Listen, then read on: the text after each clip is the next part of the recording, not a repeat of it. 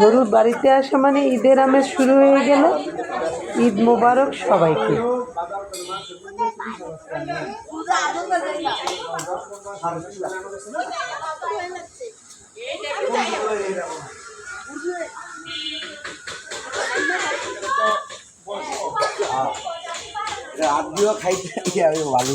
এতক্ষণ শুনলেন তো গরুর কাহিনী। কোন গরুতে কতটুকু মাংস হবে, কোন গরুতে চর্বি হবে, গরুকে ঘিরে এটা সেটা অনেক কথাই বলা হচ্ছে। আসলে ঈদের দিনের মাংস খাওয়ার চেয়েও বেশি আনন্দ ঈদের আগের দিনগুলি। কথা বলতে বলতে টক রান্না আমার প্রায় কমপ্লিট। আর এদিকে ফ্রিজ খালি করার একটা চেষ্টা করছি আমি। টমেটো রেখে দিয়েছিলাম ফ্রিজে, এটা নামিয়ে টক রান্না করে নিয়েছি ছোটো মাছ দিয়ে। এদিকে আমার প্রতি কাঁঠাল বাগান থেকে কত কাঁঠাল পেরে নিয়ে এসেছে। এদিকে আমি মশলা এটা সেটা ঈদের আগের দিনের সব কাজই আমি গুছিয়ে নিচ্ছি।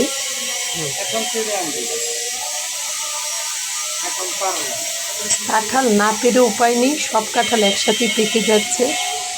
শুটকি তরকারিটা বসিয়ে নিচ্ছি কাঁঠাল বিচি দিয়ে।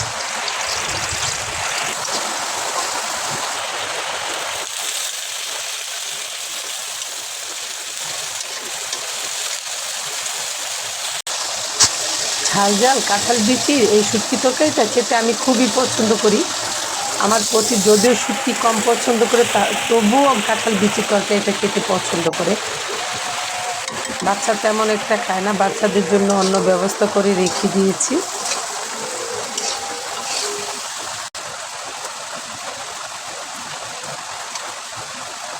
শুটকি থেকে কাঁটাটা বেছে ফেলে দিচ্ছি।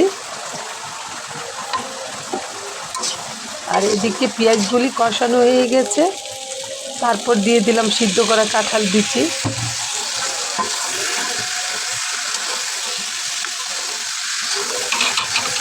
রান্না বান্না তাড়াহুড়ো করে গুছিয়ে নিচ্ছি।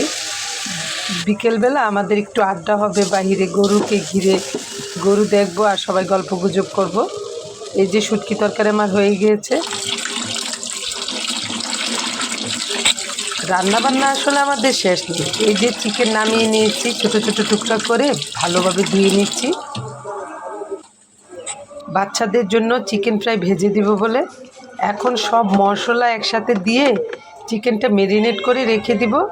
আর বিকেলবেলা কর্নফ্লাওয়ার, ময়দা আর ডিম দিয়ে চিকেনটা ভেজে দিব। খুবই পছন্দ করে আমার বাচ্চারা। এটা আমি ফ্রাই করে দিই। এই যে সয়া সসও দিয়ে দিচ্ছি সব মশলার সাথে।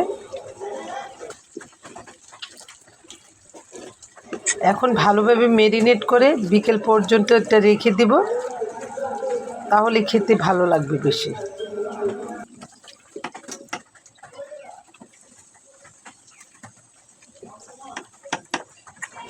সব কিছু দিয়ে ম্যারিনেট করে নিয়েছি। এখন টক দই আর ঘরে থাকা সসও দিয়ে দিলাম। এটা মেখে তারপর আমি রেখে দিব। আগামী দিনে যেহেতু ঈদ, দুধও একটু নামিয়ে নিয়েছি, সব রেডি করে নিব। সবাই ভালো থাকবেন। আল্লাহ হাফেজ।